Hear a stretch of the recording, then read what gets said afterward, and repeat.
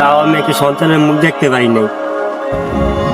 আমার বাপ মার বয়স তো বেশি আছে, যে কারণে আমার তাড়াতাড়ি বিয়ে দিয়ে দিছে, যেহেতু নাইনাথপুর মুখটা দেখে মরতে পারে।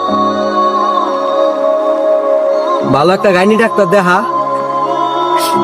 অনেক ডাক্তার কবিরাজ দেখাইছি, কোনো লাভ হইতাছে না।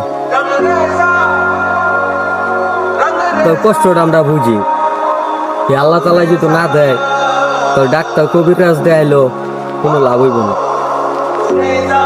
এখন আমার বাপ মারে বুঝাইবো কেডা? আমার খালারা, ফুপিরা, প্রতিবেশীরা সবাই কয় আমার বোন নাকি দোষ আছে, কোনোদিন বাচ্চা হইব না। এই কারণে হেরা পাগল হয়ে আছে আমার আরেকটা বিয়া করাই দিতে।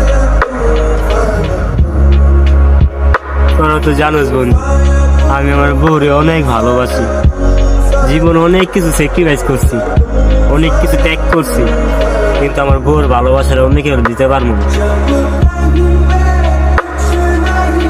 তোর কিছু কথা শুন না আমার অনেক ভালো লাগতেছে। যে যুগের মানুষ ঘরে বউ রাইকা বাইরে পরকিয়া করে, আর তুই এই যুগের মানুষ হইয়া ওইটাছে তোর বউয়ের বার্তা অন্য কাউরে দিতে চাস না। এই বর্তমান যুগে 90% ছেলেদেরকে যদি কয় তার ফ্যামিলির থেকে বিয়া করাইবো, 90% ছেলেরাই রাজি থাকবে। একটা ফ্যামিলি এটাই বুঝতে চায় না একটা ছেলের খুশির খবর হলো একটা মেয়ের কতটা কষ্টের খবর। একটা মেয়ে চায় না তার স্বামীর ভাগটা অন্য কারো দেয়।